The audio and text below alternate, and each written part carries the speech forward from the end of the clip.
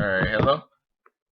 Hello. All right, Dad. So like I said to Mom yesterday when I was talking to her, pretty much, like, I mean, I kind of wanted to get a feel for like you growing up, so that I could kind of do my introduction a little bit, because my introduction is kind of based around I am who I am because you guys exist. So kind of trying to shape some sort of perspective on who you were growing up. So like do kind of like the regular rundown of when and where you were born, who your grandparents were, that kind of stuff, and kind of what life was like growing up.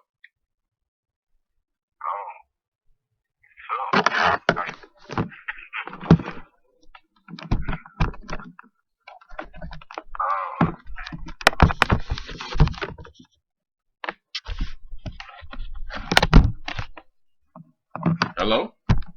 Hello. Yeah, waiting on you. Okay. I was born August 17th, 1947 in a place called Holliday, Georgia, right outside of Albany, Georgia. My great grandmother delivered me. My name was Mary Jane Jacobs. She was my dad's grandmother. My daddy's mother. Okay. My dad's daddy's name was Willie Jacobs. I never met I don't remember ever meeting my dad's mother. Okay. I heard stories about her. What'd you hear? My dad. Well, my dad's dad was kind of physical with her.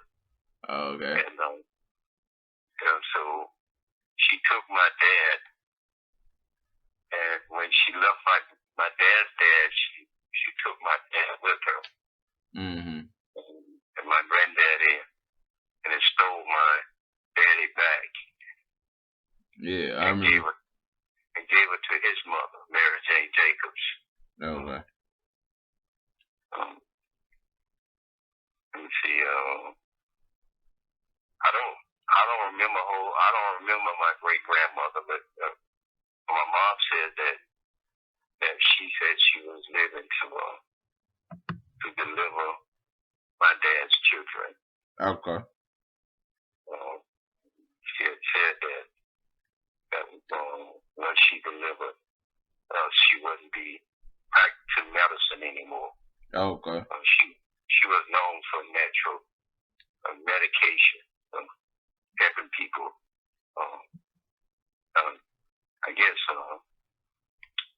get rid of disease or whatever ailments they had, using natural sources. Right. My mama's daddy was given up to die. That's an example of some of the stuff she did. They sent him home to die. Mm-hmm. And my mom's mother sent her oldest son to get her. Mm-hmm. And she spent a couple of weeks in there at my mom's house, my mom's parents' house, giving him. She brought him back. Those kind of things she was known for. Okay. Because my dad's grandmother raised him, she didn't require him to go to school very much. I think it was in 10th or 11th grade he quit. Oh, okay. And I don't know. I guess my dad met my mom through that relationship that his grandmother had with her family. Mm-hmm. And so they went to the same school. They went to the same school together. And my mom said that my dad was really smart. Said they take him long to learn things. Okay. So he found thought he was smart enough to quit, so he quit. But anyway, at some point, I guess he started courting my mom and a bunch of other girls. You know, she said he used to bring some of the girls to pick her up sometimes in the car, and she would get her from the driver's side, so she sat next to him and push the other girls to the window side. You know, because my mom was kind of mean when she was a young lady. Mm-hmm. But anyway, they eventually got married, and I was the first child. And a year later, my sister was born, which was the second child. They only had two. Mm-hmm. It was said that my mom would not have any more children. My great grandmother killed both of us. Mm-hmm. I went to school in Arlington, Georgia, third grade, I believe it was. And my mom said she went home. Mother had her to come home to help take care of one of her sisters. They call her Pippi. I don't remember her name. My mom probably told her to say her name. And she stayed so long. My dad decided to come to Alabama, so that's how we wound up in Alabama. I didn't know that. My mom just told me that recently. I wondered how we got to Phoenix in Alabama, but no. I went to school at South Carolina Elementary School up through the third grade, I believe it was. Mm-hmm. My mom had me retained in third grade. I did third grade over because they said I wasn't doing anything. Mm-hmm. So my dad left Phoenix, Alabama, to come to Florida. He said he was coming down to visit his dad and his dad's sister, Ethelina. My granddad's sister was named Ethelina. And when I met her, she was a Stokes. So I guess prior to that, she was a Jacobs. Oh, okay. My mom said he stayed so long that she decided to pack us up and bring us to Jacksonville. Mm-hmm. So she brought us to Jacksonville, and we stayed with my aunt Ethel, I guess until I was like in fifth grade. And my dad would go and come, and he would stay out sometimes for days. I guess he wasn't used to being married. Well, what was that like? Because I thought you stayed in Jacksonville a lot longer than you did. So apparently you stayed in Alabama until you were over the age of 10, right? Yeah. Mm-hmm. Okay. So what was the transition like moving from, Alabama, which was probably significantly slower, to coming to Jacksonville? And from a cultural standpoint, like, did you see any differences? Like, was it kind of overwhelming, or did you see more or less racism or anything like that?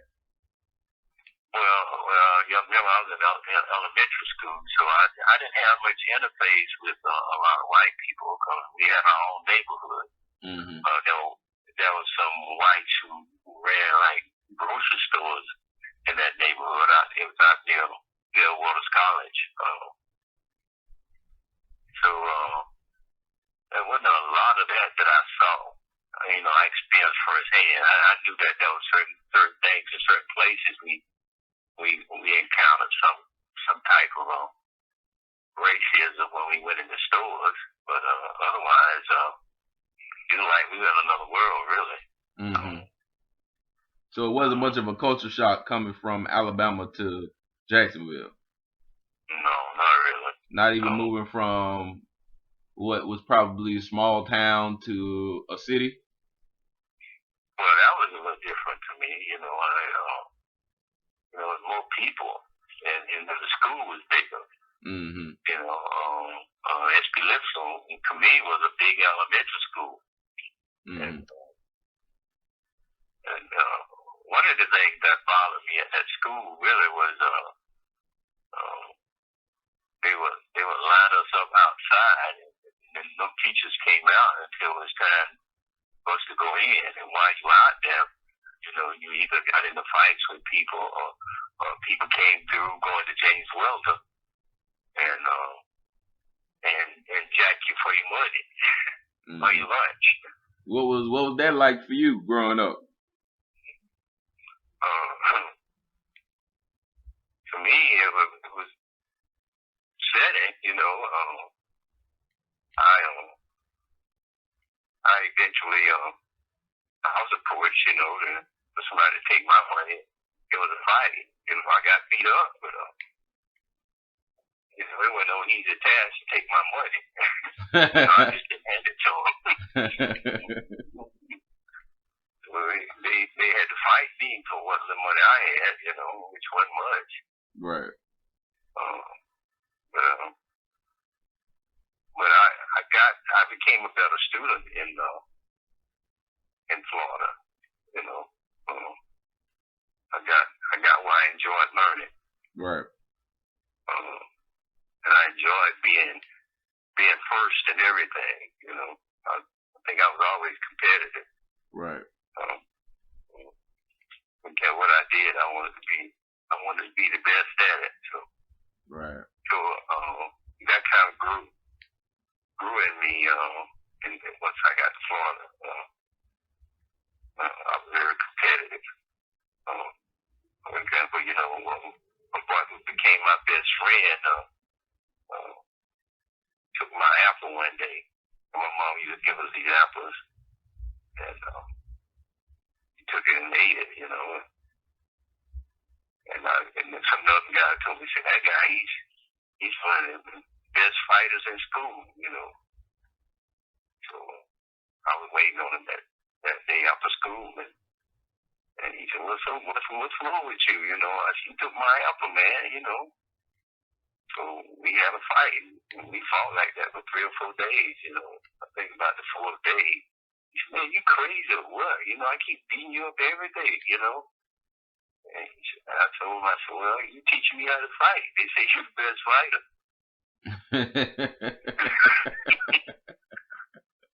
So, yeah, I grew up to be best friends, you know, all the way up to, I think, about 10th, 11th grade. What was his name? His name was Herman Knight.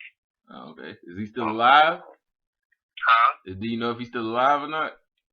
I saw him, I guess, about 10 years ago. Might have been more than 10 years ago. I was still working for the Bell system. I was crossing the street there, going towards the bus station, and he was coming towards me. You know, I walked past him, and he tapped me on the shoulder. He said, what's wrong with you, man? You blind now? I turned around and looked at him, and I said, golly, man. He had his head all shaved and stuff, you know. And we kind of looked at everything, and I asked him what he been doing. He said, well, I was working for the post office, but I've been laid off for a while because I got hooked on drugs, you know? And they had to send me to rehab, you know.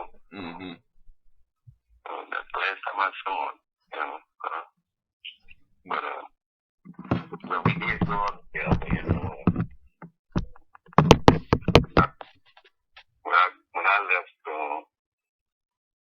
I went from SP Lips to James Welling Johnson. And you grew up in an era where middle school was what, 7th, 8th, and 9th grade, or 6th, 7th, 8th, and 9th grade? 7th, 8th, and 9th grade. Okay. I was at SP Lips until I was in 6th grade. Yeah. And over there, when I got there, pretty much where I guess I kind of got indoctrinated into sports, you know. I really didn't play sports much. I really wasn't interested in it. I guess because my dad, he played baseball, and he used to try to get me to play baseball. It was kind of rugged, you know. Yeah. So I was scared of baseball. Mm-hmm. But he threw that ball pretty fast. Yeah, I remember you saying that he played. You know, there's always kind of been this kind of, you know, differentiating stories about it. Because I remember some of the aunts talking about it, and they say that he played for a black team, but it was never really clarified whether or not that was the Negro Leagues or that just was kind of like a local black team. Like, what's? Yeah, I think just a local black team, you know, because he played like, I think it was center field. Okay. And I think most of that was in Georgia and Alabama. Okay. How good was he? Like, was he really good, or was it just kind of? Well, my mom brothers say he was good. Say he was a good center fielder. Mm-hmm. You know, he can go up and get the ball. You know. Yeah. But my mom brothers too. They played baseball. You know, he was close to some of my mama's brothers, Sam and Mac. As a matter of fact, my dad got cut real bad when we were living in Phoenix City. They say he was trying to protect Sam. He got between Sam and somebody, and the guy who was going to cut Sam cut him. My dad had a real bad scar on his left bicep. It didn't heal. It didn't heal well, and it was raised. Oh, okay. About the death of my small finger. Mm-hmm. I mean, it was real noticeable. Mm-hmm. It kind of came from the bottom of his belt down to where his arm bent at. Mm-hmm. I can't remember part of that because I thought he was going to die. Because he got up out of bed that night after they brought him home and he was leaving and fell. Mm-hmm. So they had to take him back and put him in the bed. But anyway, I don't remember a whole lot about living in Phoenix City because I was young. Yeah. I remember I had a dog. But I remember that dog stand out because I used to bring him in the house and put him in bed with me. and my dad would come and fuss at me about it. You know, I said, well, it's cold out there, you know, and he said, I don't care, he's a dog, put him outside, you know. Mm-hmm. And then he go back to bed, I go get the dog again. So, so finally he put him out one night, and it was cold out there. And I got up next morning and go feed him, and I went looking for him and couldn't find him, and I was mad at him, crying. You know, my dog gone, so you shouldn't put him outside, you know. He's just a dog, boy. He get another one, you know. I don't want another one. I want him, you know. Mm-hmm. But anyway, but I remember you telling the stories as far as that's concerned, but that kind of clears that up. Now, getting to middle school and getting involved in athletics, what was that process like? When did it start? You know. Well, in middle school, you know, by the time I got to middle school, I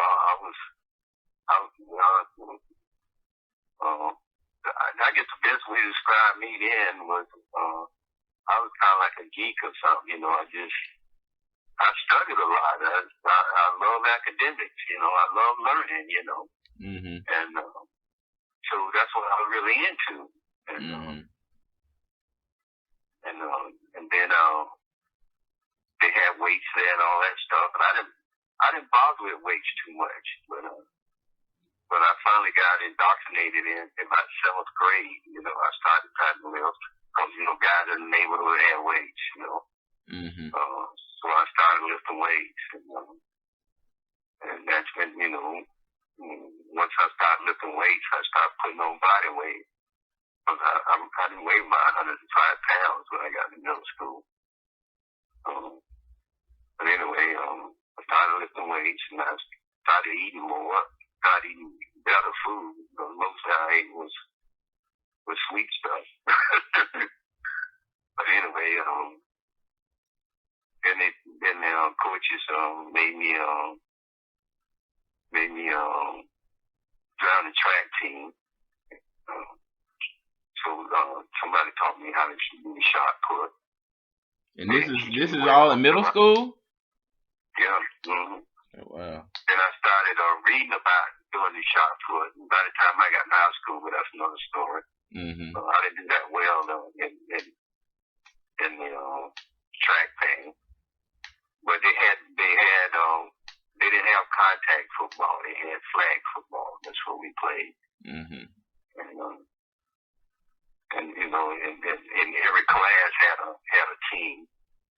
So my team, I was on one of the teams. My class was one of the teams that played like in the championship game. Mm-hmm. But we played in Pearl Avenue Ballpark. Mm-hmm. Herman Knight was on the team, and James Ford wound up playing pro football. A bunch of those guys wound up playing college football and some of them pro football. Mm-hmm. But anyway, we played that year at the Pearl Avenue Ballpark. Our class against another class. I forget which one it was. That was kind of like I got kind of indoctrinated in playing sports with people in the stands seeing you do it. But that was a big game for James Weldon Johnson. They had it every year. Mm-hmm. And we won it that year. Our class won it. You talking about the ballpark that's up the street from where Stanton is now? Like where Stanton is now, off of 8th Street. Yeah. Mm-hmm. Okay. Yeah. Yeah, but that was a lot of your black baseball players played in that park too. Okay. And that's where all the high schools at that time played their football games. Okay. Stanton had a little field, but they played their games in that park, and Stanton Vocational played their games in that park. Okay. Speaking of Stanton Vocational, so obviously there's kind of a inkling or interest in sports and stuff like that, but it doesn't really kick off until you get to high school. So I mean, I know you were valedictorian of your class and all of those things from an academic standpoint, but sports wasn't really a primary thing for you. So basically, how did that whole thing start? And how did the football thing begin to kick off? Well, when in middle school, I just started weightlifting. When I started lifting weights, and I started putting on weight. And by 9th grade, I weighed 160-something pounds. Mm-hmm. So I initially went to New Stanton. And when I got to New Stanton, one academically from James Weldon, I made one beater the whole while I was there. And I remember this day she hit me across the head with a report card. And she said, "What you been doing? How you get this B in phys ed?" And I said, "Well, you got a B." And she said, "Wait a minute." She said, "You were playing basketball during that time." I said, "Yes, ma'am." She said, "Come on, we can go to the gym. I'm teach you how to play basketball." But anyway, so when I went to Stanton the next year, I was trying to take all the classes I needed to take to go to college, and everybody was saying that I was going to be like a medical person, so they had already lined up my classes.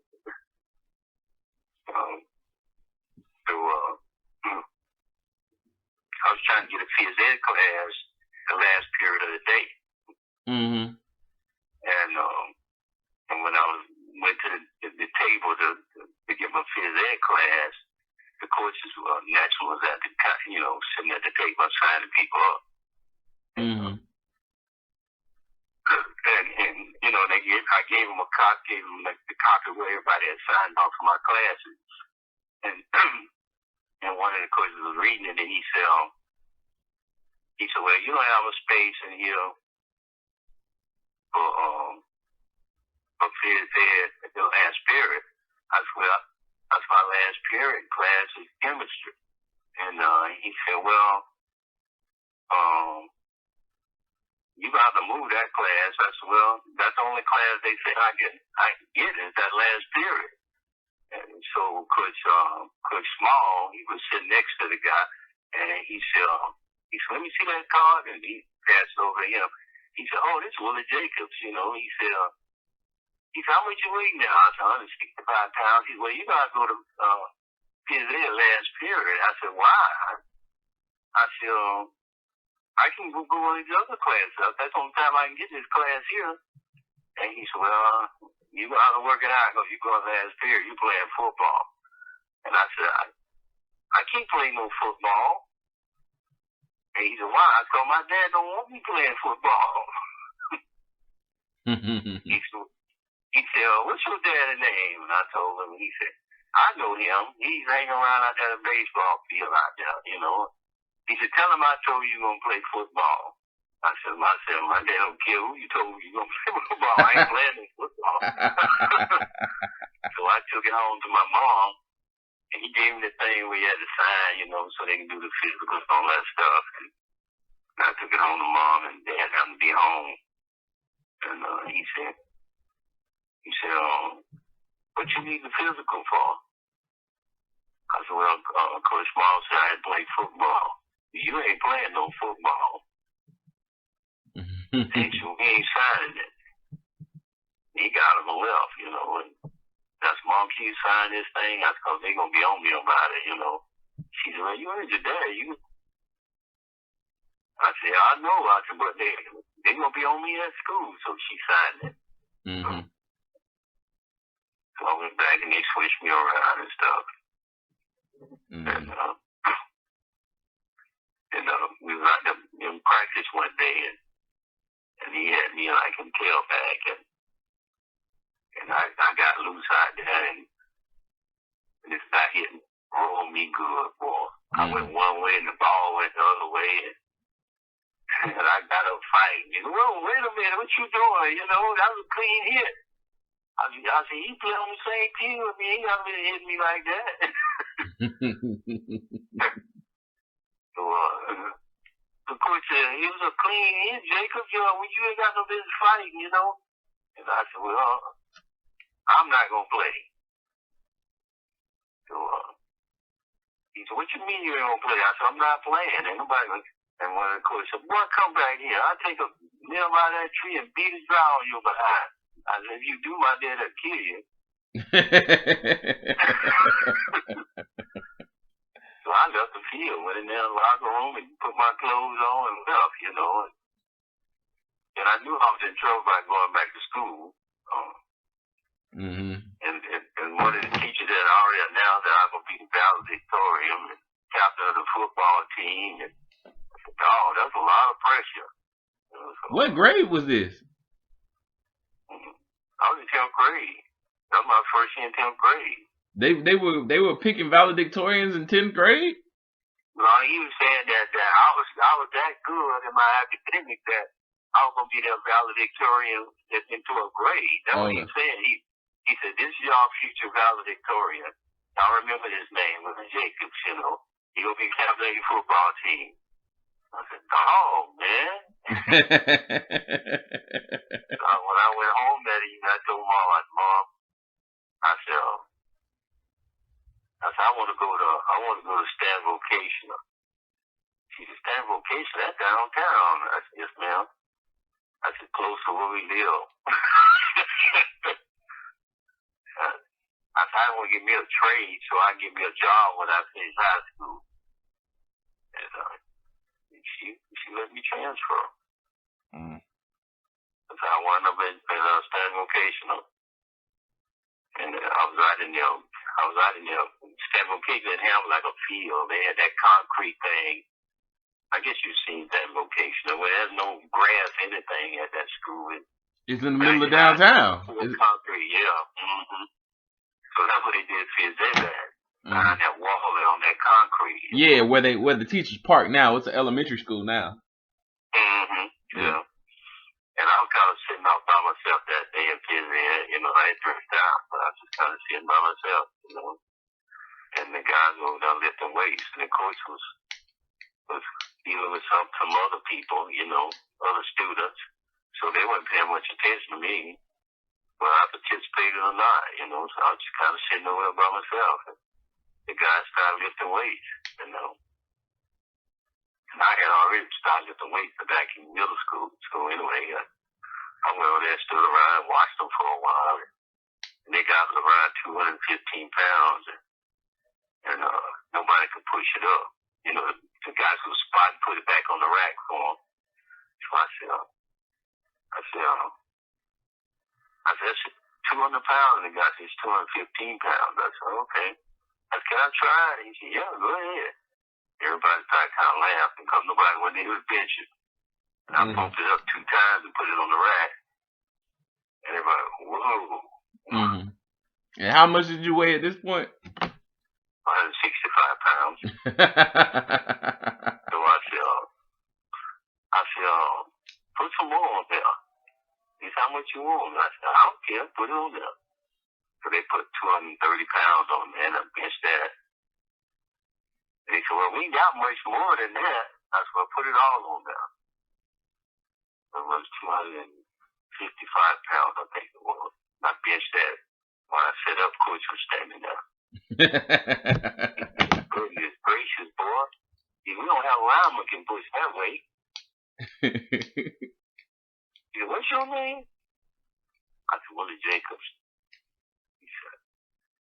He said, oh, you're the one who was stand out man who left standing. I said, oh, man, I didn't know that.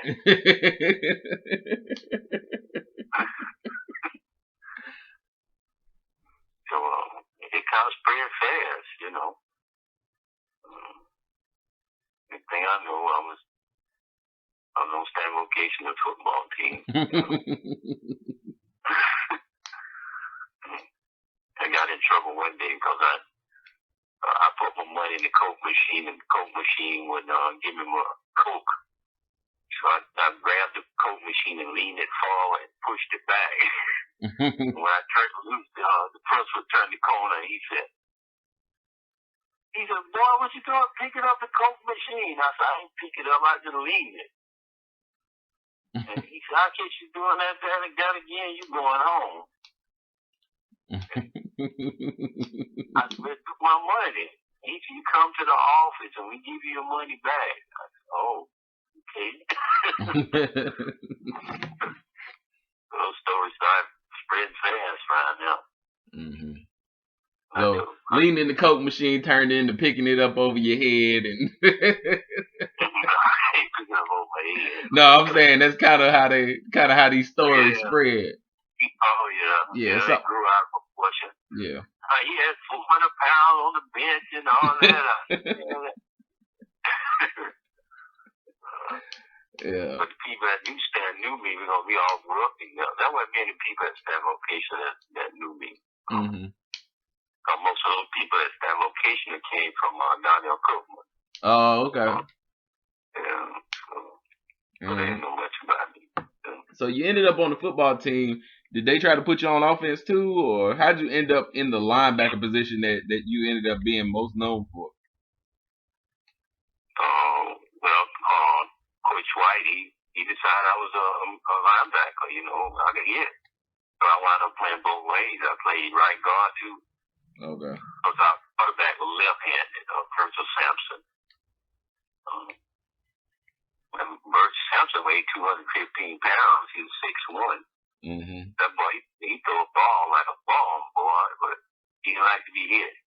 Mm-hmm. And he was left-handed, and we would practice that day, and people kept hitting him from behind because the guy on that right side was having trouble trying to block everybody. Yeah. And one of the coaches said, why don't you try Jacob? He's strong. So they put me over there. I said, well, I don't want to play this if I can't play on defense. I like hitting people. Mm-hmm. But Bert said, come on, man. So I went over there. That's how I was playing right guard. I think I was most known for that right guard position because Virgil didn't get hit much. But anyway, my dad was killed when I was in 11th grade. So, I mean, I guess before we even talk about kind of going even farther as far as you know, I guess meeting the coach of Florida A&M and getting over there and all of that. Let's go back and talk about your dad. What was life like growing up with granddaddy? You know, I mean, I think it's kind of public knowledge that he kind of, you know, moved around. Yeah, he liked those women, you know. Yeah. I mean, was he about my dad? He had all those women outside, but he I think he loved my mama. You know, because well, the example that my mom, you know, sometimes he wouldn't come home. My mom go looking for him. She knew where to find him most of the time, and she walked in a place up on across from the Ritz. There used to be a bar there, and she walked in there one day, and they said he was sitting there with another woman. We got pictures of him sitting in a bar with another woman. But anyway, she walked in there and he was in there with this woman, and this woman started getting uppity with my mama. And my dad told her something about, that's my wife, you know. So it's gonna be me and her beating you behind. So my mom carried her a butcher knife, you know. So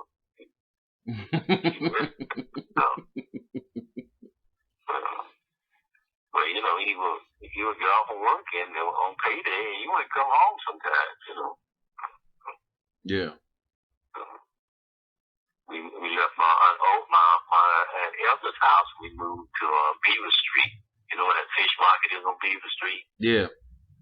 Okay, well, we moved from my aunt Elsa's house. And my mom didn't get along with Aunt Elsa very well.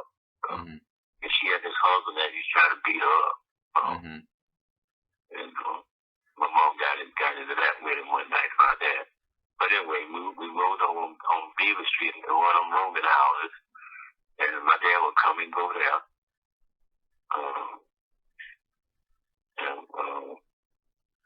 And I don't remember how long we stayed there, but she wound up.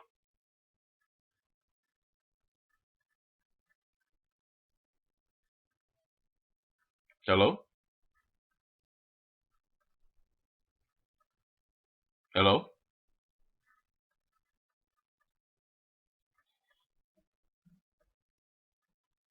A place there. Hey, Dad, I had lost you there. You said you don't know how long you stayed there.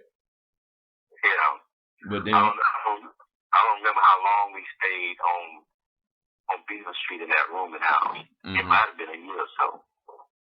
But we moved from there to Dock over there off of Tyler Street, right down near the old college. And we stayed there, I think, for a couple of years. That's when that girl hit me on the back of my head with a I don't know. I thought it was a bat or something, but she hit me pretty hard. That knot's still on my head. So what did she hit? What was the? What was the conversation about that led to that? Me and her brother was fighting. Oh, okay. And I had him on the ground beating him up, and she came behind me and hit me on the back of that stick. You know, my brother, you know. She took off and ran in the house. But she kind of liked me anyway, because we used to kiss a lot, you know.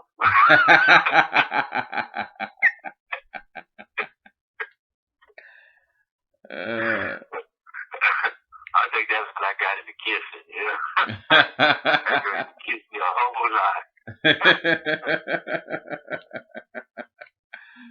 So granddaddy wasn't around much. He kind of moved around.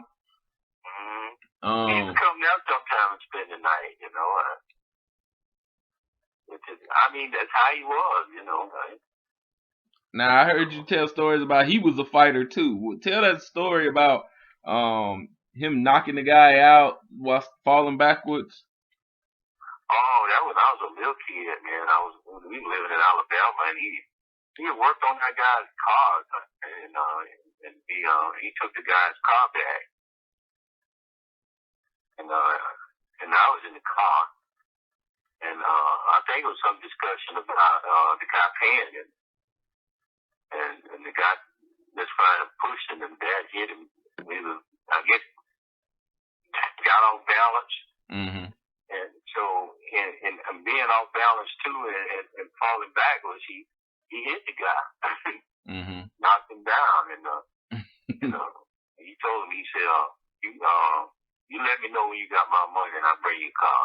And when we got in the car and left. Mm-hmm. I guess the guy eventually paid him and got his car. No. So I remember now moving towards Granddaddy passing away.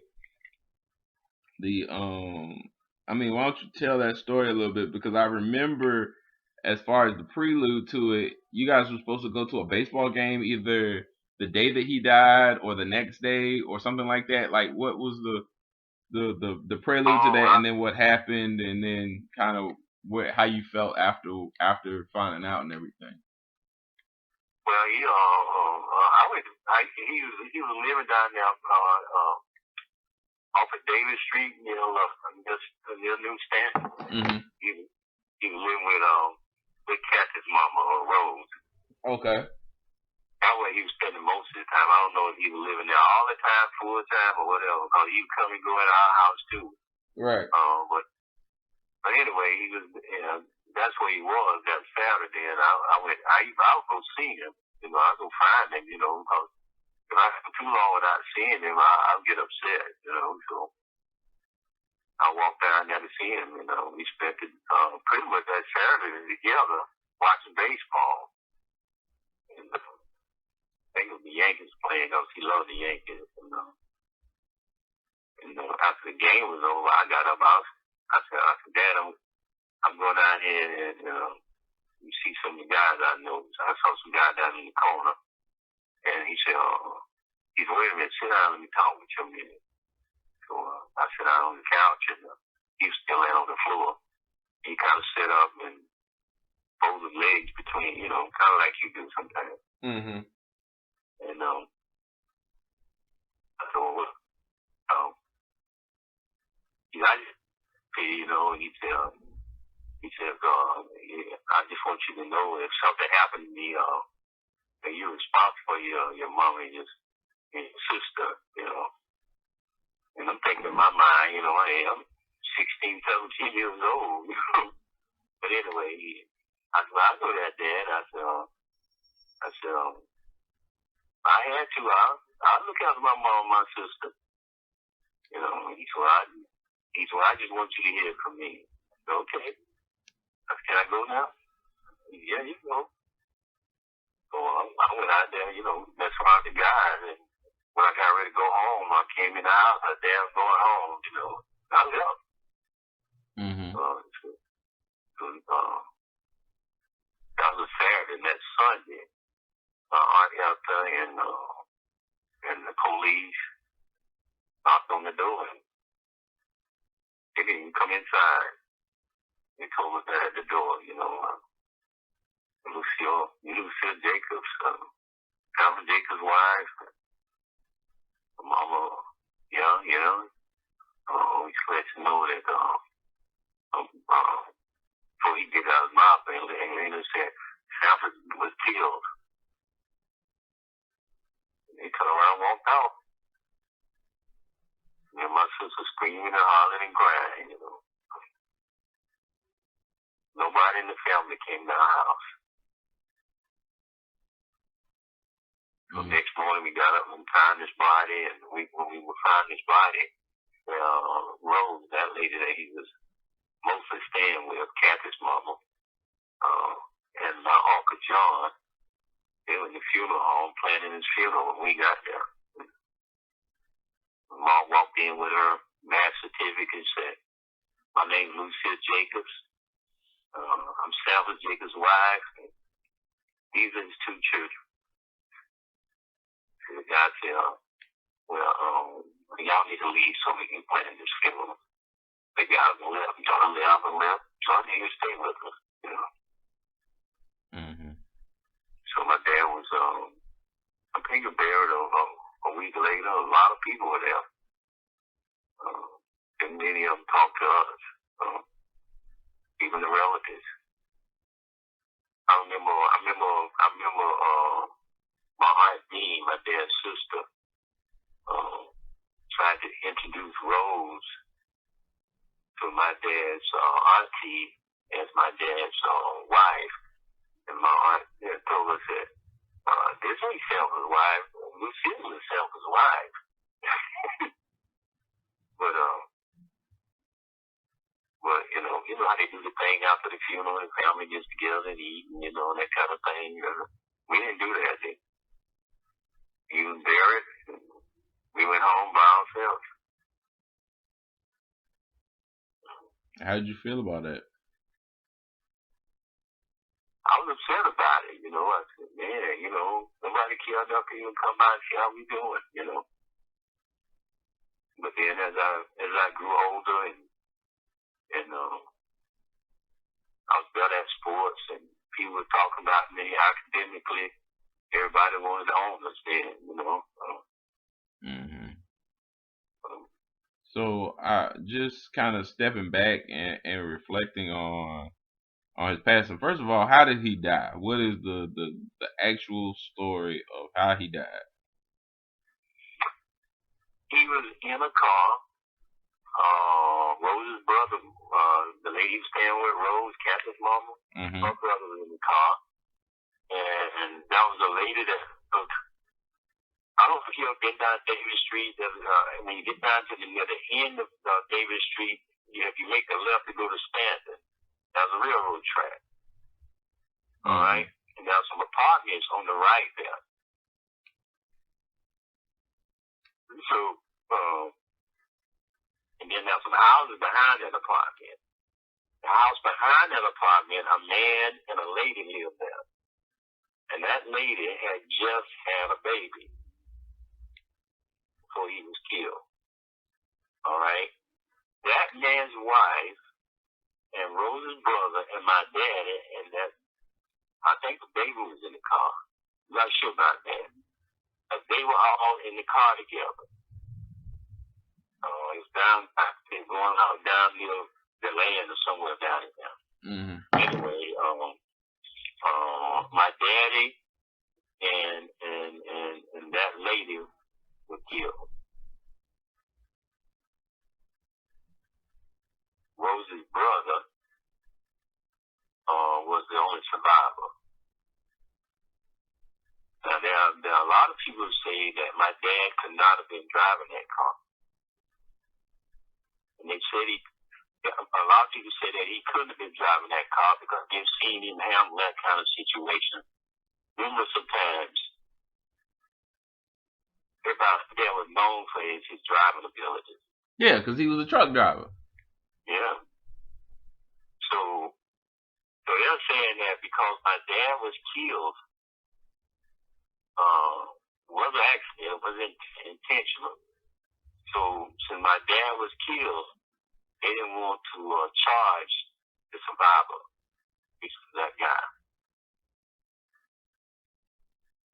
And my mom said that, she believed that he was driving that straight in that car without getting hit and killed. Mm-hmm. So, but nobody never delved into that. He's dead. And that man's wife was dead. So it was kind of like people inferring that, my dad had a thing going with that. Mm-hmm. And I wouldn't put it past him, Yeah. But we were just attracted to him, But I remember, he would come to school to cheer about my sister and stuff, and the teachers would be talking about how handsome he was. And he was a good talker. Mm-hmm. And so this happens you're a senior in My high 11th school? grade. My 11th grade year in high school. And where did this leave you emotionally and psychologically, and moving forward in school and in life? Like where did that leave you? Well, I was kind of distraught initially. I was tore up, you know. Every time I thought about him, I just, tears just running down, locking under my chin, you know. I missed him, you know. I did go to school. That the next time school was open, I went to school, and I was sitting in the back of the classroom, which wasn't normal for me. But I didn't want to be bothered. But I didn't want to be home. So I was sitting in the back of the classroom, and the teacher was calling the roll, and he was looking for me while I normally sit. And when I answered from the bag, and he said, "What are you doing back there?" And one of the girls in the class told him, said, "His dad was killed." No, it was a lady, Miss Davis. She asked me why I was back there, and they told her my dad was killed. And she said, "Willie, get up and go outside and sit out front, and I'll be able to pull your class over." So when class was over, she came out there and sat down next to me, and couldn't talk about it, but she put arms around me, and she said, "Willie, I know you're going to get upset with me about what I'm about to say, but I'm going to say it anyway." She said, "The Lord took your dad, so you'll do what you're supposed to do." And I looked at her. She said, "You will have to leave home." And you wouldn't have done it if your dad was living. And she said, "Why don't you go back inside and get your books and go home?" I went home. And she was right. I thought about it after I made it to Florida to school. Mm-hmm. But I like being around him. I like seeing him. Probably comes home all the time, so I can go see him. He probably comes to Tallahassee bother me.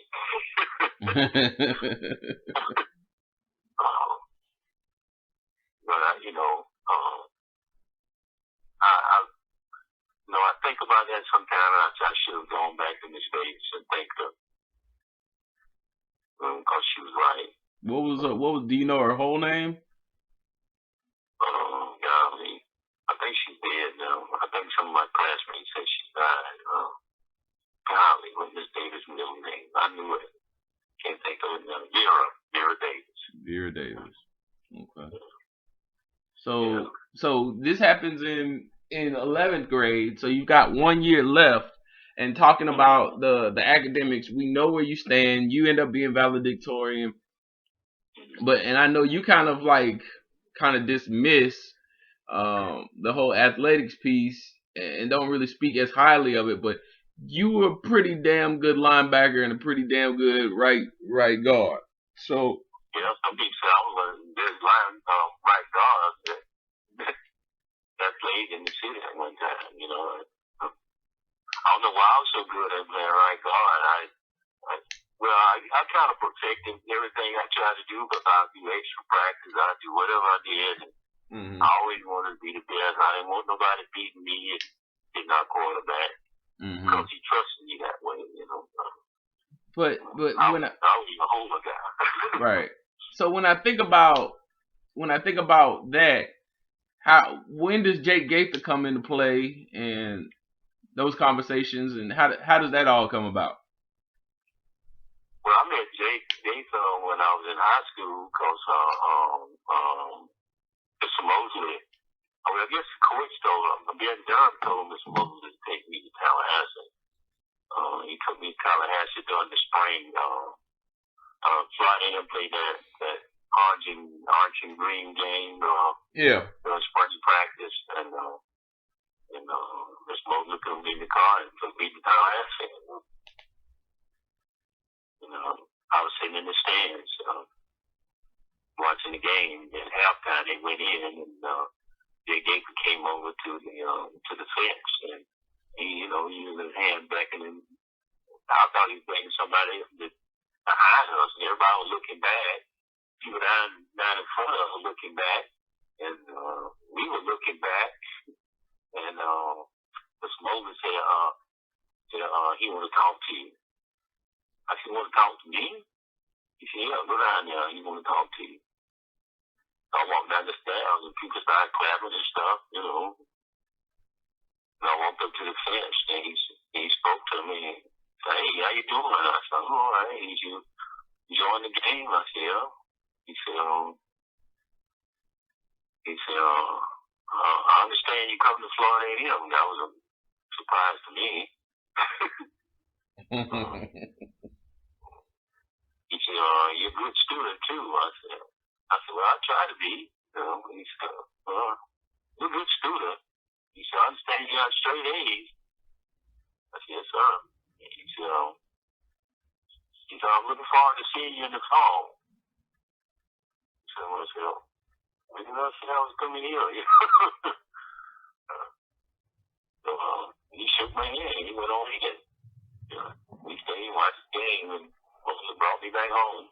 Mm-hmm. The thing about that, my mom let me go everywhere with Mr. Mosley and Mr. Dunn. And I don't think she ever thought about it. I guess she said, well, he's big as a man, So by senior year, how big are you? I weigh 210 pounds. 210 pounds. Senior high school. How tall were you then? Probably the same height I am now. I don't even growing anymore. About 5'10" then. Yeah. Okay. Yeah. I'm bench pressing 320 some pounds. Which is a lot of people couldn't believe during that time. There's still a lot now, Dad. There's still a lot today. What was your squat? What was your squat? 392 pounds, I think it was. I squatted with in high school. What's the most you ever got it to? Just out of curiosity. 350. Okay. But that's all we all had. I don't know. I squatted with more than that in college. I squatted with 380 pounds in college. Mm-hmm. But me and Robbie used to be working out. Okay. And Robbie was shorter than me, and he said, "Man, I can't believe you squat with all that weight." Well, hold on 1 second before we get to that. So Jake never came to your house. He just kind of at that orange and green game. It was just kind of like, so you come in the family. That's how I met him, and then he was the coach name, and he wound up being a politician in Jacksonville. But he wound up being the coach when I was in 12th grade. This guy did, and he was the one that took me to Tallahassee when I graduated. So how did you get your scholarship? Did they just kind of work that out when you got there, or? I never did understand that myself, Brandon. I had an academic scholarship because I was valedictorian. I had all kind of money. The day that I to go to Tallahassee spring practice, I got up that morning. My mom and my sister were gone. What woke me up was the coach knocking on the door. I went to the door and he said, "Is you not dressed yet?" I said, "No." I said, "I was in the bed, and he said, "I said, you come in," and he stepped inside and God, I'm trying to think his name. You know him because he's big in politicians actually. Anyway, he said, "You need to get dressed." I said, "Well, I just got up when I heard you knock on the door." I said, "I'll get on my clothes in a minute." So I get my clothes on, got my stuff together, and come back out of the room. And he was standing at the door. He didn't even sit down. And and he said, "There's a bag over there." And I looked at the bag over there. I need my clothes, I guess. Mom had packed my stuff. And he said, "There's $20 right on that table there." So I picked the $20 and put it in my pocket. "You don't know your mom and sister?" I said, "No." I said, "I went to bed. They went to bed." So I locked the door, and he had a little Volkswagen, and he drove me to Tallahassee. When we got to Tallahassee, he didn't take me on campus.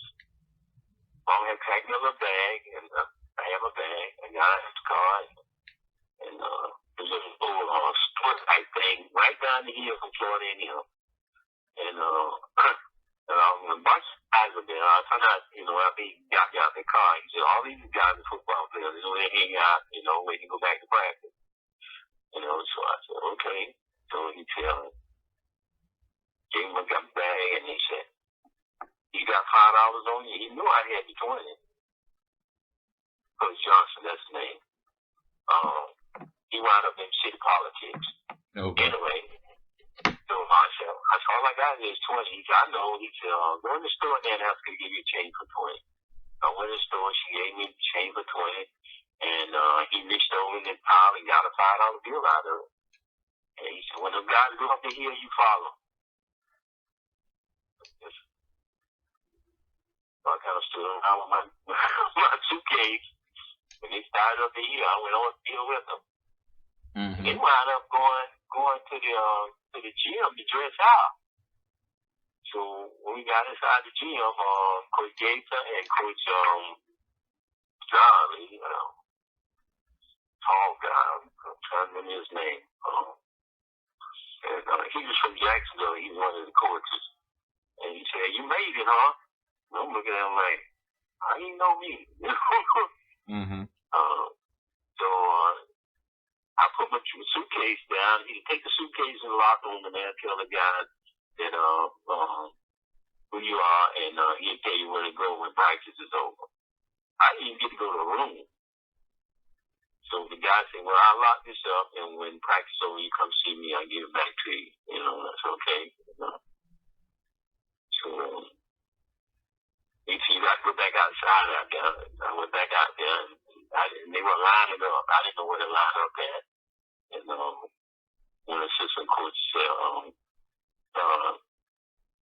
"Line up over there with the linebackers over there." And then the other coach that was from Jacksonville, he said, No. He said, "This boy's a good right guard. We're gonna try him the right guard first." I got mad about that. Mm-hmm. So I lined up with the right guards. So as a result of that, I had to go to the JV team, which didn't matter to me, but I didn't understand it, all that stuff. So I lined up with the right guards. Got weighed me and everything, and put my name, and measured my height. By the time we finished with that, we had to go on the field. We only had on helmet and shoulder pads and shorts. I went down with the JV. They claimed that you had to spend your first 2 years with the JV team. Look how good it was. So, and I knew I was one of the best right guards in the city, not the state. But anyway, that went on for a couple of weeks. And one of the linebackers got hurt out there. And Jacob Davis asked for a linebacker. And you were supposed to wait for the coach to send somebody. I grabbed my hip and took off. And the coach was over there at the JV. "Jacob, come back here." And Jacob said, "Oh, okay. Leave him alone. Let's see what he can do."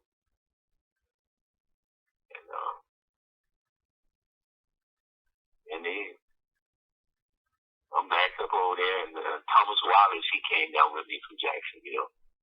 And Thomas Wallace was playing. Thomas Wallace was a ball player. Mm-hmm. Anyway, he played defensive back. Thomas weighed about 205 pounds. So, he and I was, they had the offense to walk to their block. And the guy came up and walked me in. And I realized then that he was the guy who was going to come after me when that ball was snapped. So, okay, Coach, everybody go back to position. Let's walk through it again, make sure everybody understands. I'm standing there running my mouth with Thomas Wallace. My helmet caught back, went pulled down the snap. He came out there fast and knocked me down. My helmet went one way, and the thing that he went the other way. Everybody was laughing, and he got up and extended his hand and pulled me up, and I knocked his hand off. And when I stood up, Thomas said, "Oh." He knew I was out. Coach Jason said, "Okay, let's run it again." It's hot. Everybody fasten the chin straps. I snapped my chin strap down, and Jacobs, hold your pad up. He's gonna hit the pad. Gotta come out. He come out hard again. I moved the pad out of the way and hit him with my knee. I hit him with his knee, his leg just buckled. I mean, he did a dead man fall. I knew right then I hit him too hard.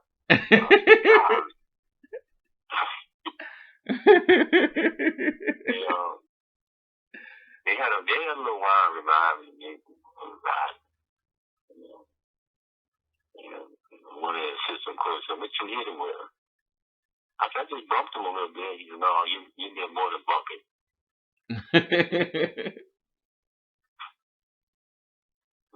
Thomas came over there, and when they revived him, he said, "Boy, you better stop that street stuff."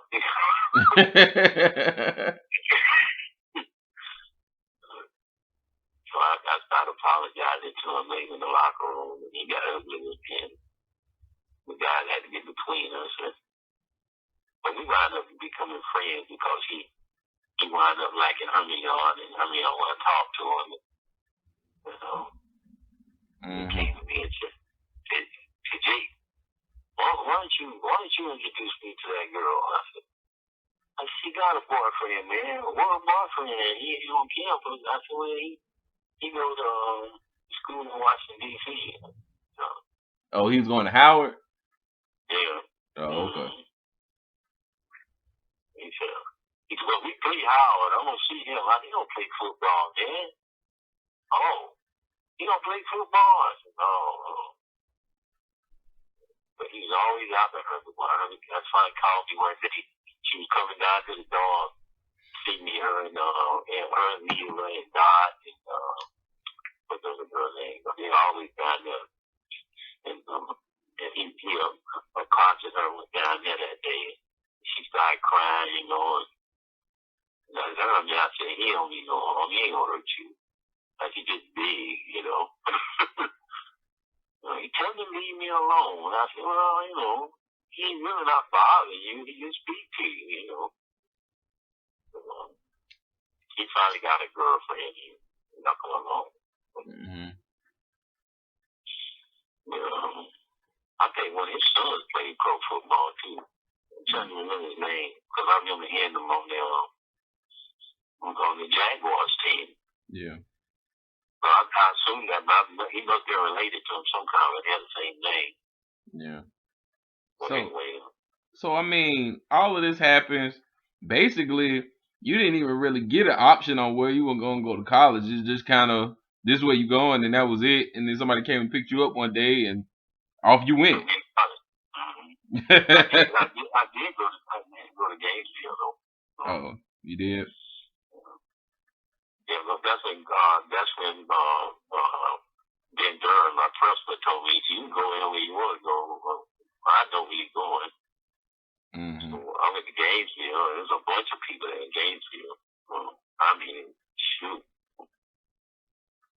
To me, there's a lot of guys, Yeah. They wound up taking some of us over to Lincoln. Why they took us to Lincoln, I don't know. But I took a picture on Lincoln's campus. Somebody took a picture of me. I don't know whatever happened to that picture. Yeah. But I wasn't really interested in going to University of Florida. Mm-hmm. I thought about South Carolina State, but then the thing with South Carolina State, how would I get home if my mom and my sister needed me? Right. Uh, So all of this happens, and obviously you ended up being a standout at FAM. You started the entire time that you were there, and I mean, obviously, a lot of the people that make up the fabric of who you are, you told a lot of stories about them. A lot of people don't know about you lifting weights with one of the Mr. Universes, Robbie Robinson. Can you talk about that? it just, well, actually, me and Robbie met when we were freshmen. And for some reason, he disappeared. We used to film this, there would be steps where you go down, they come to the dormitory, because you had on the heels. Yeah, I know what you're talking about. You're talking about because you stayed in the foot, right? Yeah. So, them stairs still there. So we used to kind of sit there, during the day, other than the eight and everything, got some rest and kind of sit around there, everybody talking to each other, and that's really how me and Robbie really met, and I was sitting there one day talking, and he said, man, I'm going to service, and I said, why you got to go into service? He said, well, there's something he didn't do. He said, I got to notice I'm getting drafted. I said, oh, I'm down on the wall, man, He said, yeah, well, I got to go, So he disappeared. So sometime during while I got between the freshman and senior, he came back. I'm thinking it was like my sophomore year or junior year. He came back. And I was in the gym working out, and he started coming to the gym working out. And that's pretty much how we got back together. But he was much bigger when he came back. That boy run the air out of football, boy. Mm. He wasn't that tall. But, he can crunch down, boy, and he had good eyes. He make you miss. But when he came back, all he was doing was lifting weights, and he and I started lifting weights, and I had a key to what we call the old gym. And there was a girl there that she was trying to get me to date her. And she had a key. So that's how he got in if he couldn't find me. So, Well, I guess kind of moving forward a little bit, talk about so you graduated from Florida A&M when? What year was that? 67.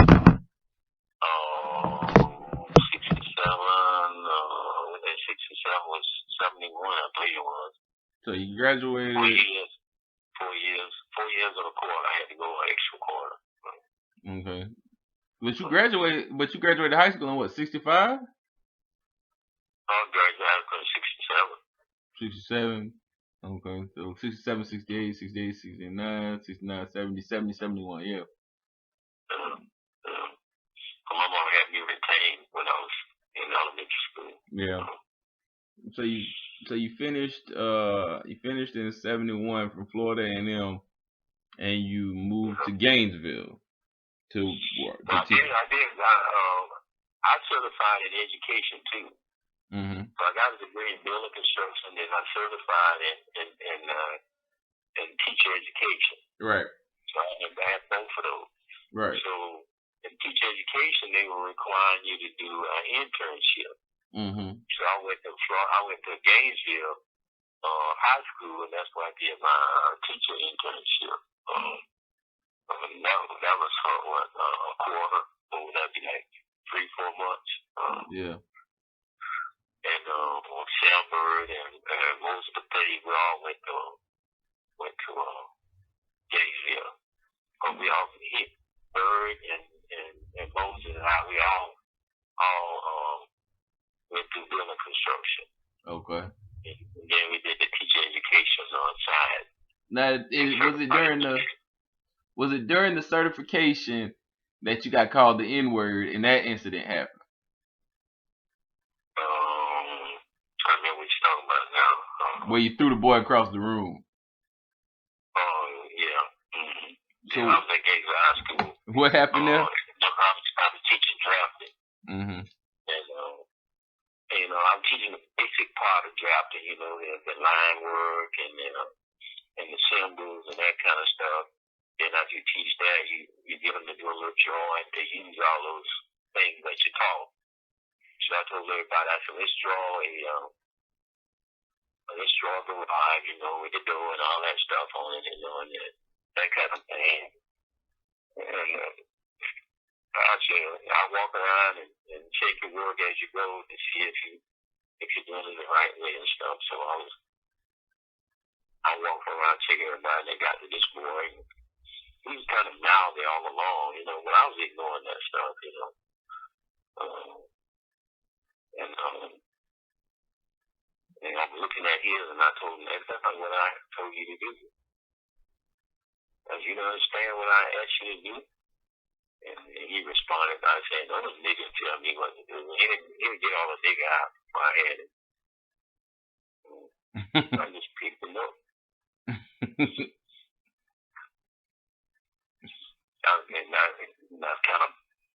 I tried to throw him, but I more or less pushed him.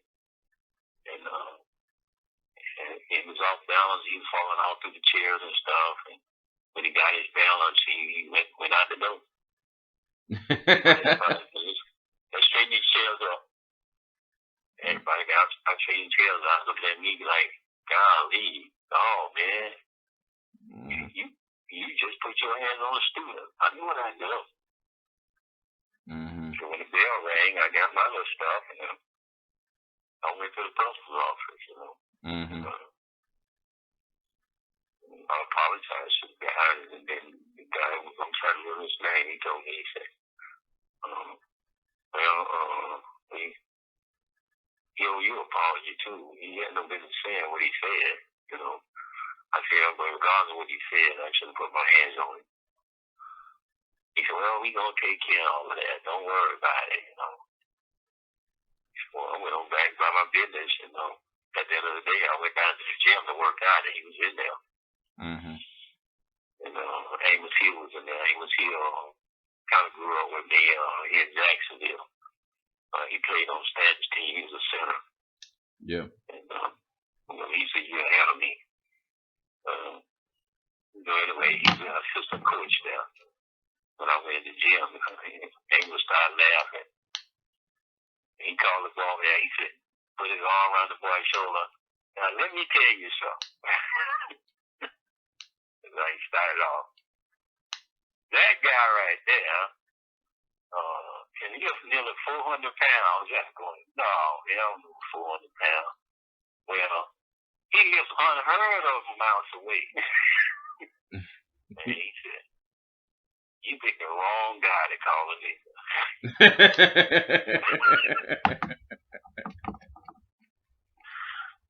I said, look, man, I'm sorry. He said, Jake, I apologize to me. I was wrong. I apologize to you. I said, no, you don't owe me no apology.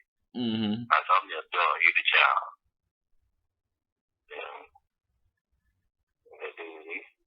But I came back. He was there. He graduated. He sent me letters right to me, Mm-hmm. He joined the Army, Mm-hmm. So I used to go down in the gym and work out at the end of the day, and guys started coming in there to work out with me. And the weightlifting team coach asked me if I would show the team some stuff, And I taught them how to clean and jerk and how to bench press. I said, y'all realize a lot about lifting is about speed and position, and not so much about strength. I said, you need to be strong, but you don't have to use as much of your strength if your motion is right. So those are the kind of things I taught them, So my first year there, I worked with him, and the coach, he was the head. He was over the great team. I was just down there helping him, and they won the state championship. So the next year, he said, man, I know I was the coach, but you were really the coach, and you were responsible for winning that championship. I thought we coached about you taking on the weightlifting team. So, the weightlifting team. You had guys from University of Florida coming over there that summer working out with us. And when we see some of the stuff that I taught them, I said, dog, man, it's just weightlifting. Yeah. A couple of guys came from Florida and they were going to try for pros. They worked out with us. I remember their names. But they were from Gainesville. It seems like you had a huge impact on a lot of people, and I mean, obviously, kind of trying to bring it all home because we got so much recorded. But I mean, I guess from the standpoint of obviously, I mean, you could talk about everybody else, but I guess like seeing as how the book's gonna tie into me and my relationship with you and my relationship with mom and stuff like that, and it's kind of centered around my life. Like, what was I like growing up? I guess is probably the best way when you think about me growing up. Well, I guess sometimes I think the mistake I made, Willie always bring you out here in the middle of nowhere where you really didn't have a lot of friends. And you didn't have too many people to play with. So I think that when you started growing up and you started being around other guys more often, I think that was important to you, and it might influence some of the decisions you made with your life. But then when you really think about it, some of those decisions might have made you a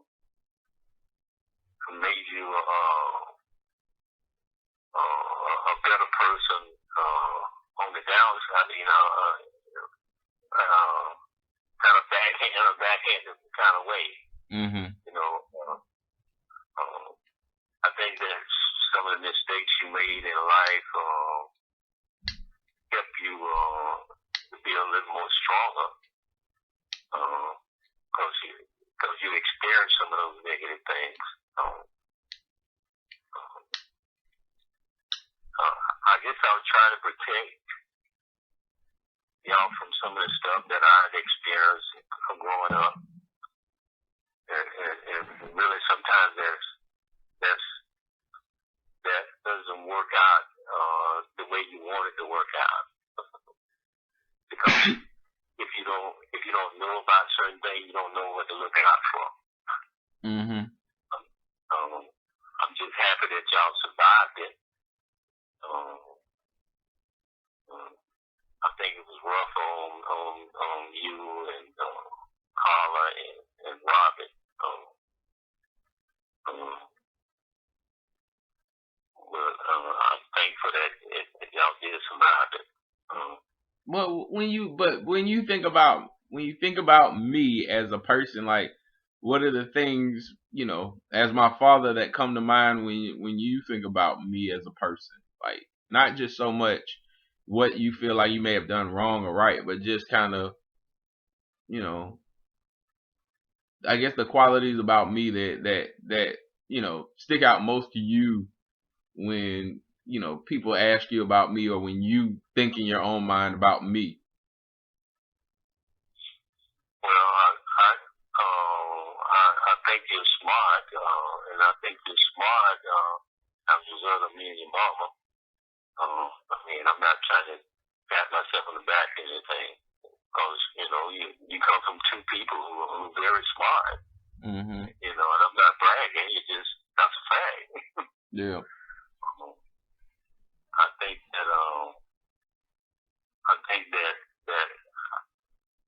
think that maybe I tried to protect you too much, and that caused some conflict with you and me.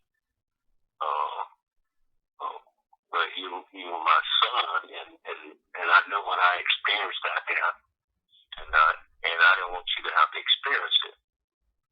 But on the other side, I think that if you had experienced it, struggle as an adult. Um, I lived in the midst of a whole lot of stuff. So it was most of my life. You encountered it after you kind of left my house. If I leave my house, I mean having to go to these schools and meet these people who came from different places and those kind of things.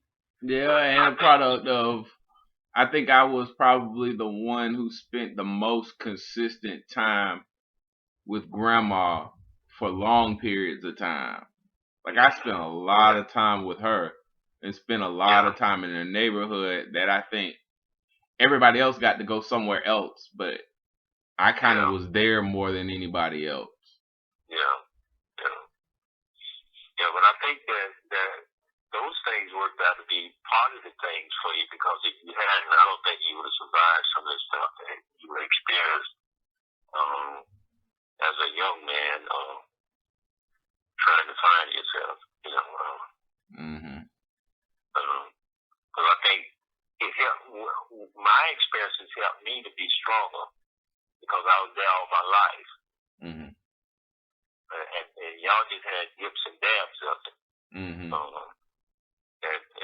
I think it helped me to realize that you really can't totally protect your children. So I think in a way you have to talk about some of those things, even if they never experienced it, never heard about it. You follow what I'm saying? Yeah. I mean, that probably, like, because there's tons of stuff that I learned about you and, kind of what you was like in the streets growing up and being around the Boomerang gangs and being around Esco and all of them that I didn't know because you didn't speak about them until I was already grown and had went to jail a couple times, Yeah. Esco, to me was a positive side of my life. Esco,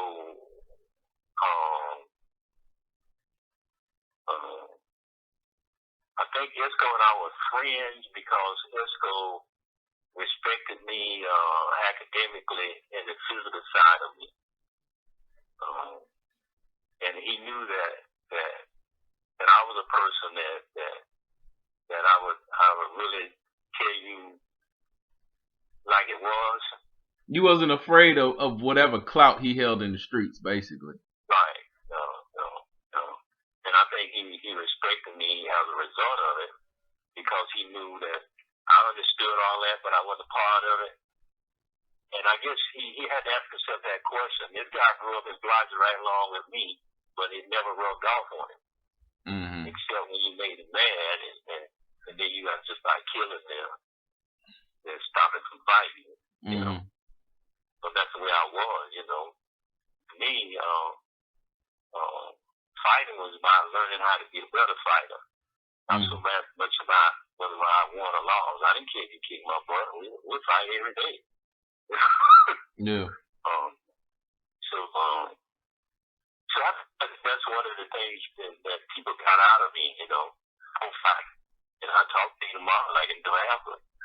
And I think that's how people learn about it, is that, hey, to him it's just a fight, Tomorrow he gonna talk to you like it never happened. And that's how I was, Yeah. That's how I was with y'all. I spanked you 5 minutes later, I'm talking to you like it didn't happen. Yeah. Well, people knew me that way that you don't hold them girl. You can beat his butt if you want to. You can come back and talk to you tomorrow. You might come back and say, let's fight some more. And believe me, I didn't win every fight. I got my back butt to her, It's just a fight, But if you don't fight with a guy who's 6'5", 260 pounds, and you only weigh 220. Yeah.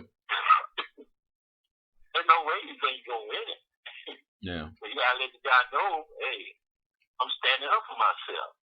And if he got any respect about himself, he said, well, hey, I beat him behind, but I respect him. Yeah.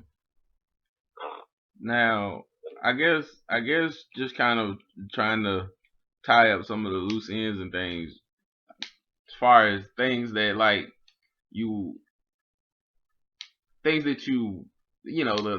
the thing about me that I guess you might look at it and say, that was one of the moments that I was kind of least proud. And then I guess a moment that you reflect upon and be like, yeah, that was the moment I wanted to give him the nod. He really took a step. Brandon really took a step forward towards something that I could be proud of. That kind of thing. Like what are on the bad side and the good side? What would you say are examples of both? Um, well, you got to realize, I'm a little prejudiced about y'all. Least proud. I don't think pride has to do with it. I think it's more fear of losing you. That was my biggest thing about having y'all is the fear of losing you. I'd rather go than see y'all go. Right. And I understood how I was growing up as a boy.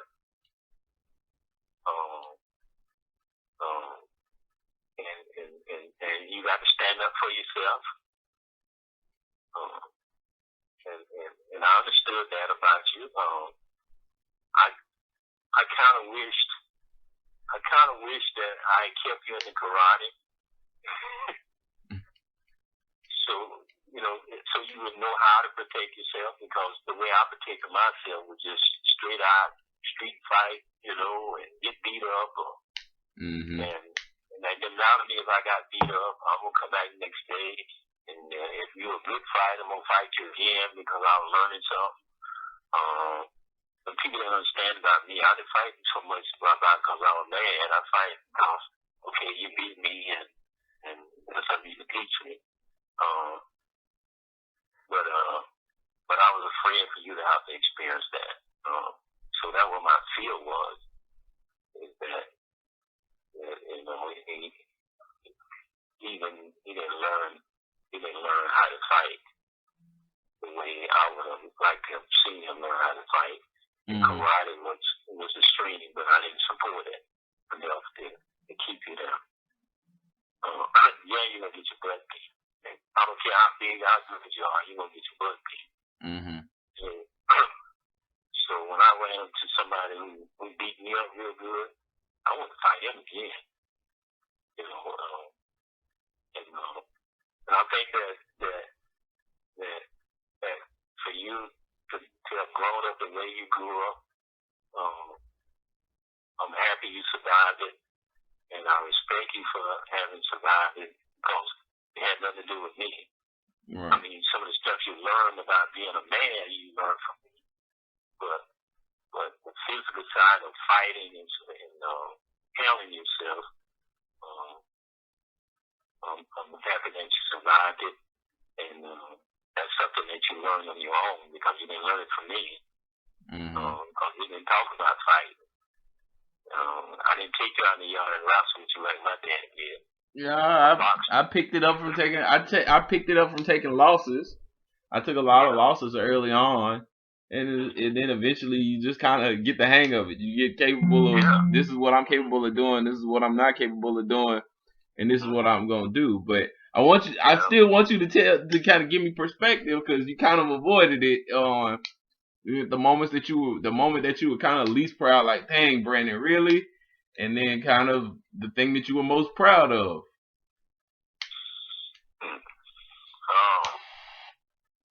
I'm most proud, I think, was you singing that voice you got.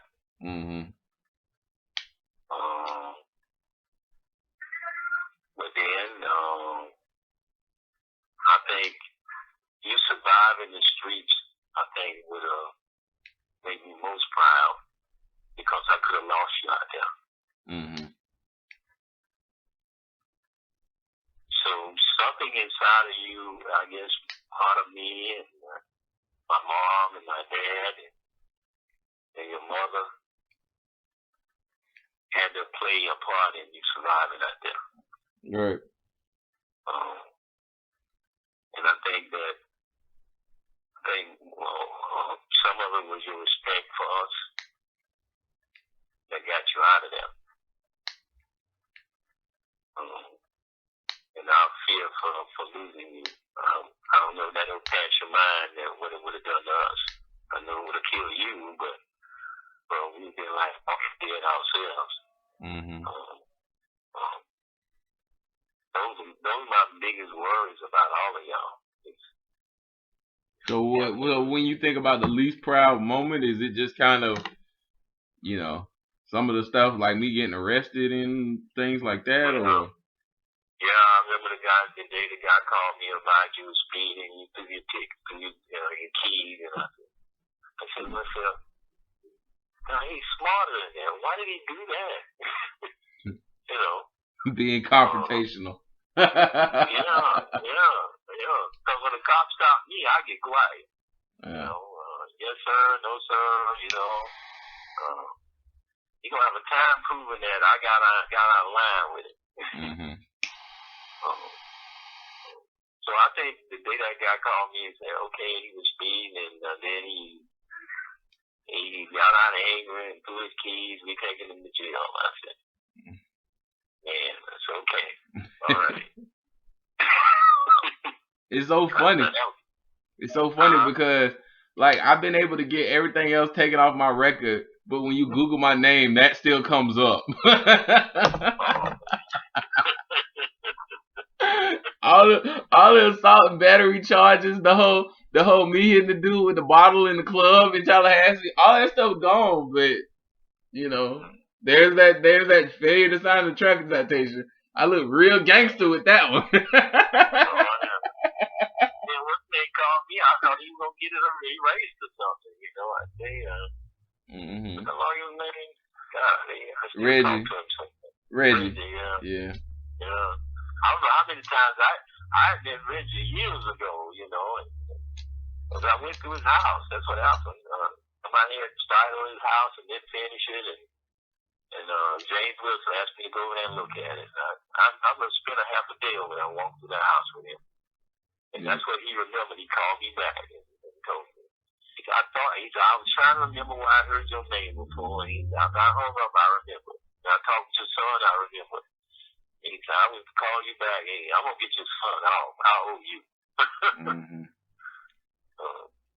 But you do those kind of things with people. You don't never know when to come back and help you. Yeah, he's been my attorney. He been my criminal attorney for years now. I mean, obviously not now that I live in a different state, but he the one made that bottle incident go away. I mean, I had to pay some money, but he the one got it. He's a good guy. As a matter of fact, his office is the one that closed on our house this time. Oh, really?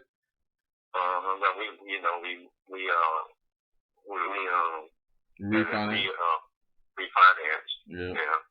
So I guess just before we end all of this, I asked Mom the same question because Amber is in a good portion of the book kind of stepping back and reflecting on our relationship with each other, and just any goods or bads or moments that you can look back at with Ashton and reflect on, good moments, bad moments with her, and seeing me interact with her. And what did you think of all of that? With Ashton? Yeah, well, I guess with Ashton, and then also the situation with Amber all the way around. Like, how did you view all of that stuff? Like, what did you think of Amber? How did you, all of that stuff?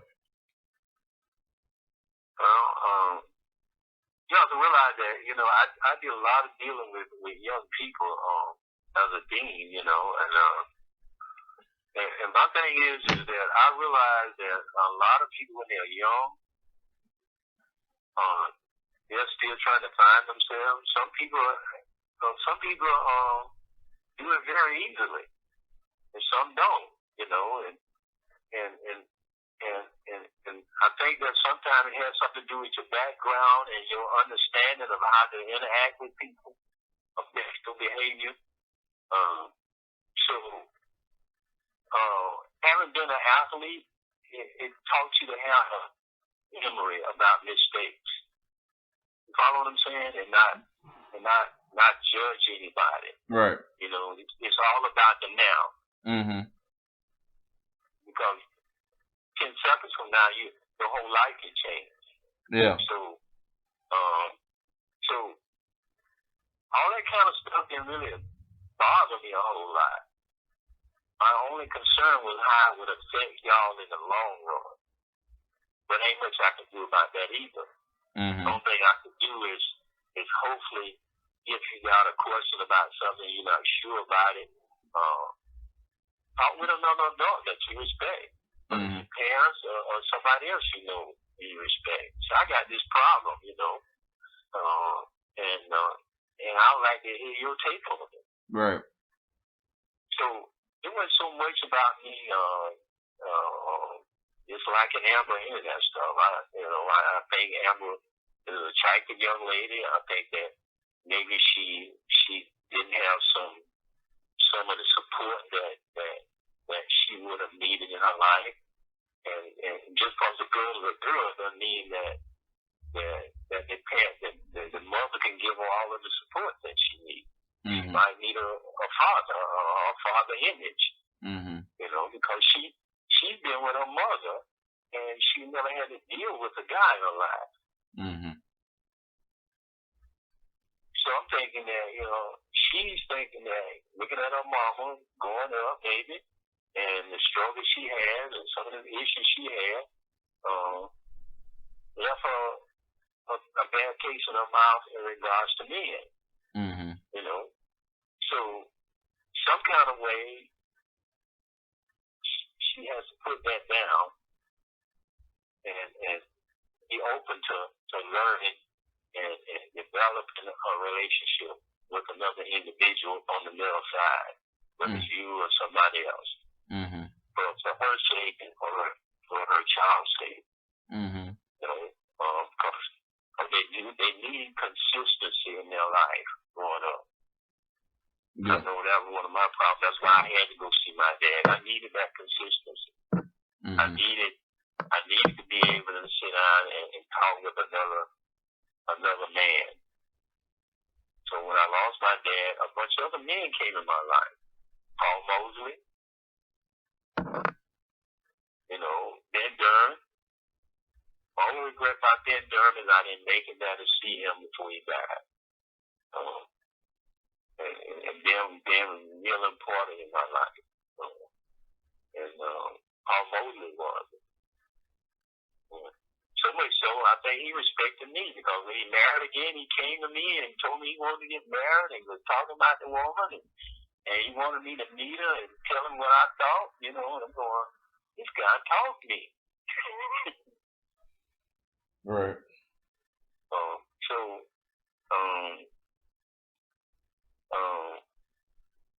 I was happy for you to have Amber and that baby, you know, but I was afraid of the inconsistency on her side that, you know, like get hurt and she pulls the baby away from you.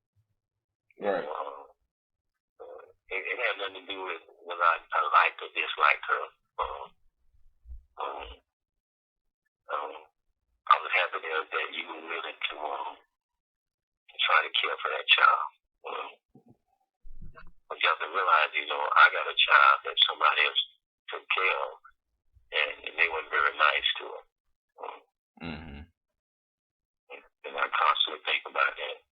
That's a hurting thing to me. Yeah.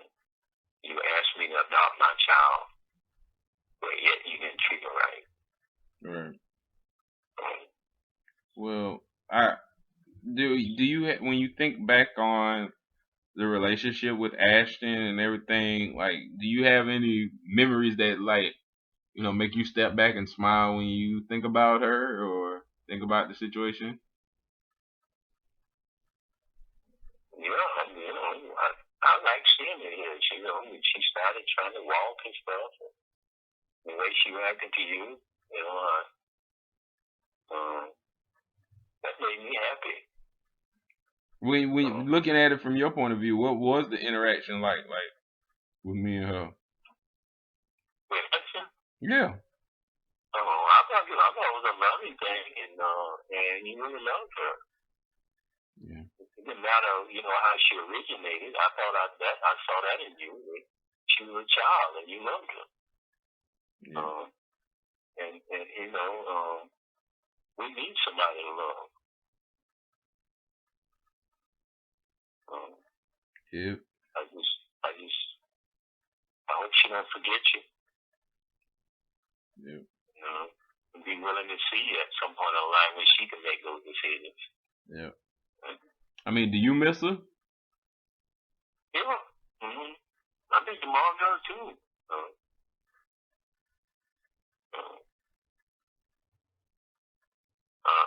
I pray that you can have some children at some point in your life, even if you have to adopt them.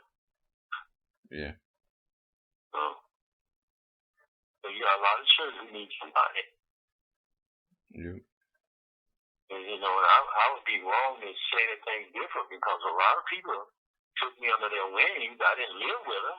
A lot of people looked after me. Yeah. I didn't make it through this because I was some tough guy. I just did it. So a lot of people cared about me and took me in for whatever the reason. Yeah. In their heart, they took me in. Because Moses would take me to Tallahassee, and I met his family. When I went to Tallahassee and went to school, his wife would call me when she needed a house painted or needed some work on the house. And I would take burning and my partner and we go in and work on her house. Yeah. She paid. Sometimes I feel you don't have to pay me, But I leave the house and he would put me in the car and take me to Tallahassee. So do you? I worked on his wife's house. Sometime after school, she got to know me. Right. So we don't get raised by just our family. There's a lot of other people who have raised us in this life. Right. So I've always wanted to hold myself accountable because I think I didn't initially. I wasn't very honest and transparent with her. I wasn't completely honest and transparent with Stephanie about Amber and about where Amber and I stood.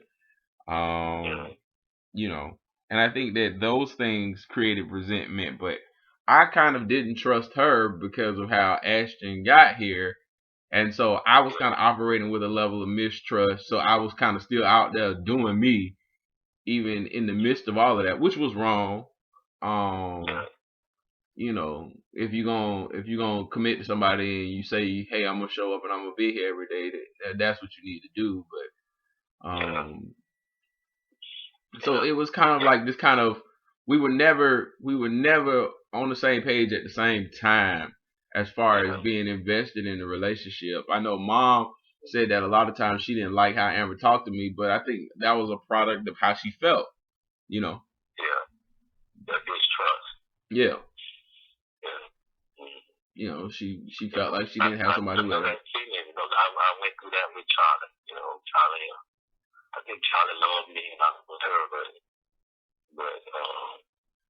but she knew how popular I was, and if another girl was looking at me, she thought I was looking back.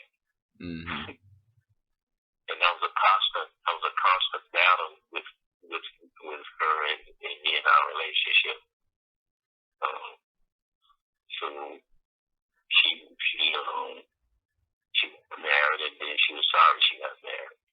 Yeah. But I always told her, well, I couldn't control that. You decided that on your own. Yeah. So I guess the last thing that I would ask you is if you were telling my eulogy, I guess, what would you say about me that you would want people to know.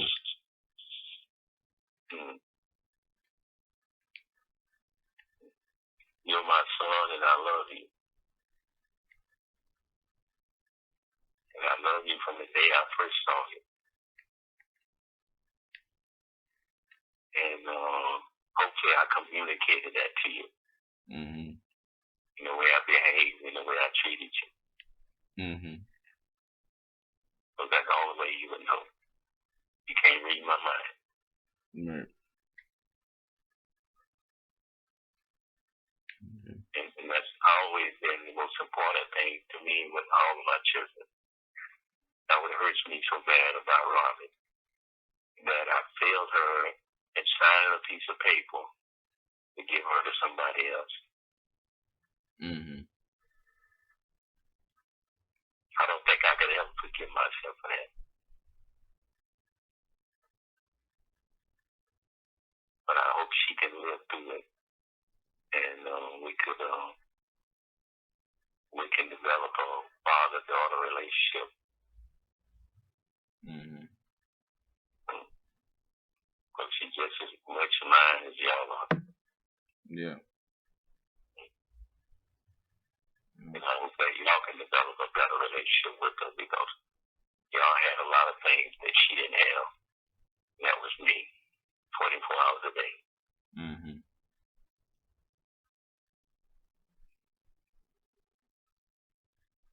And I try to constantly remember that when I get upset because I don't see her. Mm-hmm. So my advice to you, when you have children, try to stay with them.